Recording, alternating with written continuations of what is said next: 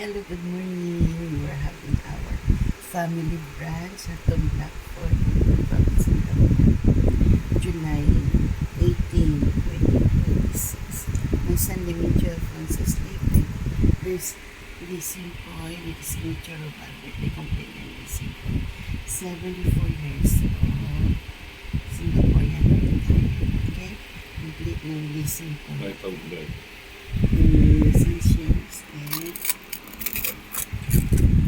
and we're having a toast, whole meal toast with sunset and chili there. Okay.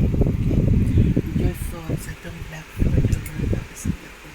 My son Demetrio Alfonso sleeping. And here's the pizza. Half we did yesterday, half we keep today. So it's extra rolls that I made yesterday. I baked. Enjoy folks at the Blackford over our family brunch. Enjoy the